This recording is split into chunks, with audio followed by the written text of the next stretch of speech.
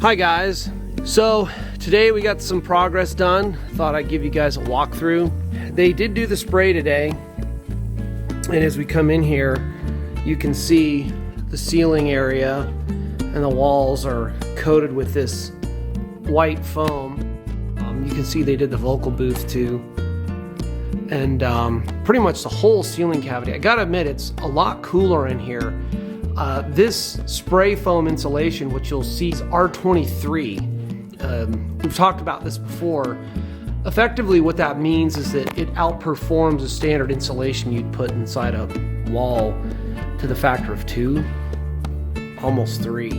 We opened up a second dormer up there, and I'm going to put some room mics and some windows up there to let more light in.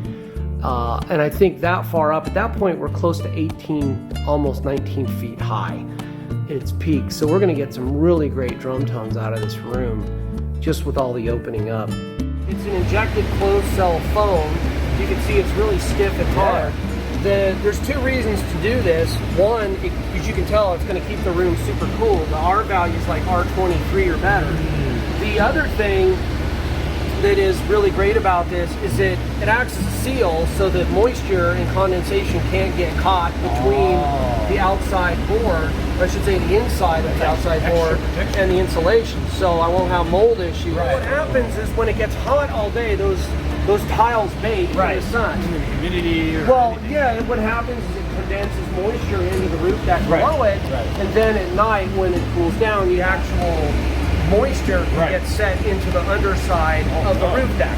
And you do that again and again and again for 15 or 20 years, it turns into a massive mold problem. Yeah. I learned that in my last studio, by the way.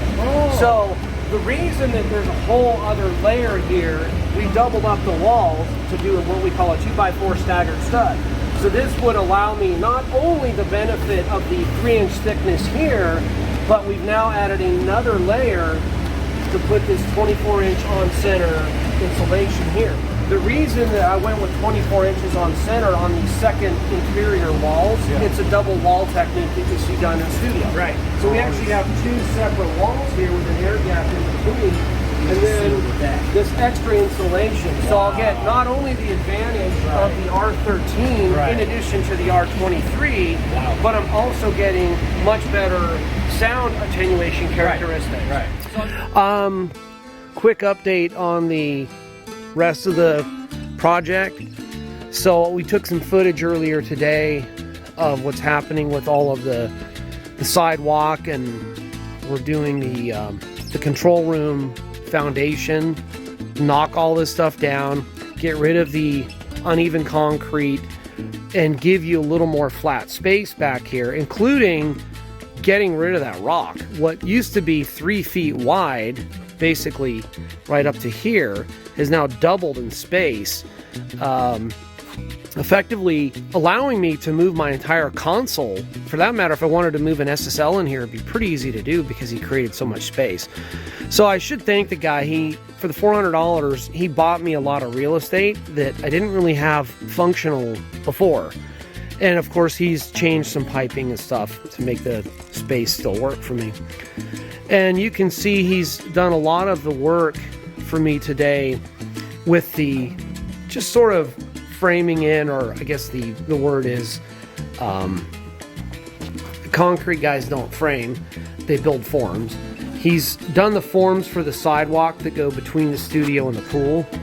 We haven't talked much about the sort of resort type vibe we're going for here, but I wanted to build in a situation that would allow artists to not only come here to record, but to stay and actually just enjoy their experience.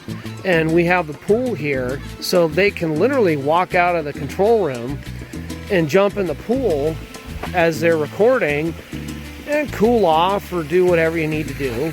There's a spa over there as well. And then this is all going to be a deck here. It'll be neat when it's done. And then, of course, you know, they dry off and head back into the control room right through this door right here. That's kind of the progress we made this week. It cost me a lot of money. I'm sort of bummed out about it, but I'd say in the next 2 to 3 weeks, you're going to see a massive transformation.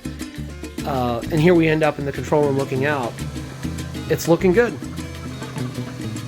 Of how stupid our dog is. Hey, no, sit. Just sit. Sit. You're a good boy. Stay.